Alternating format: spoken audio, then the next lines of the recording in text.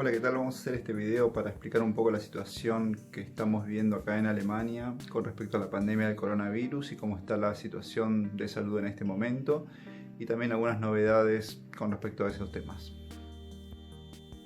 Vamos a hablar de la actual situación de la pandemia en Alemania, las últimas medidas de la cuarentena y algunas novedades de temas de salud con respecto a la lucha del coronavirus, como la utilización de la tomografía computada en el diagnóstico de esta enfermedad y algunas otras cosas como una aplicación nueva que están intentando establecer para establecer los contactos que tiene una persona con portadores del coronavirus y también algunas otras novedades como la regulación de home office y la ayuda del gobierno en cuanto a la situación financiera. En cuanto a la cuarentena, todavía no hay una fecha de finalización. La cuarentena aquí en Alemania es un poco más flexible que en otros países. Está permitido el salir a pasear, caminar, realizar actividades deportivas al aire libre, siempre de a una o dos personas como mucho, manteniendo una distancia entre sí de 1,5 metros, que es lo recomendado. Desde hoy es obligatorio en Alemania el uso de tapabocas o mascarillas o barbijos para ir a comprar y para desplazarse en transporte público. Esto rige para toda Alemania, con excepción de Berlín, en donde el uso de mascarillas para ir a comprar al supermercado, por ejemplo, no es obligatorio por el momento, pero está recomendado. Desde la semana pasada, no solamente los bancos, el correo y los supermercados tienen permitido estar abiertos, sino negocios de hasta 800 metros cuadrados. Eso fue una flexibilización de las medidas en cuanto a la cuarentena.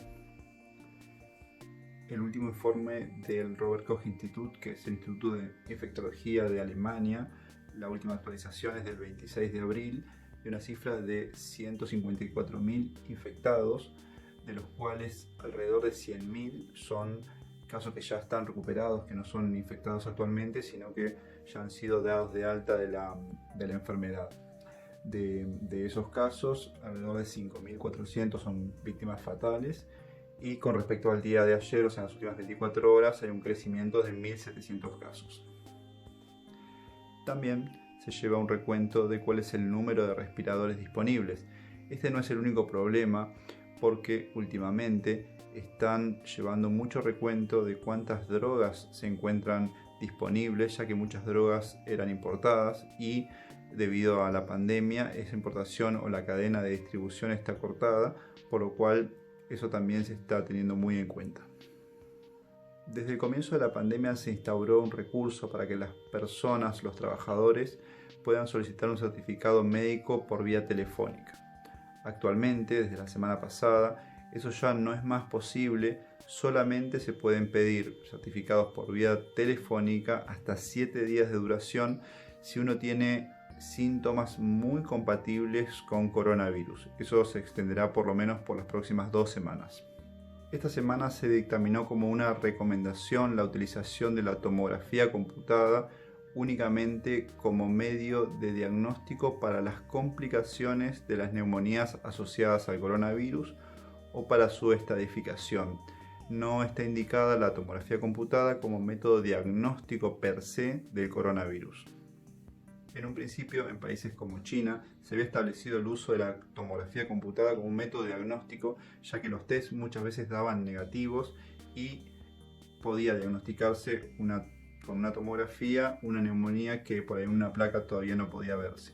Debido a la alta dosis de radiación que requiere una tomografía, aquí está indicada solamente en el seguimiento de casos complicados o de complicaciones asociadas a la neumonía, o en proceso de estadificación posterior a que el paciente se va recuperando. Aquí en Alemania el uso de métodos de diagnóstico con radiación ionizante está muy fuertemente regulada. Los médicos tenemos que hacer unos cursos bastante largos y costosos para tener la habilitación para indicar o para utilizar métodos que utilicen energía ionizante o radioactividad, como por ejemplo los rayos X, la tomografía computada, entre otros métodos diagnósticos.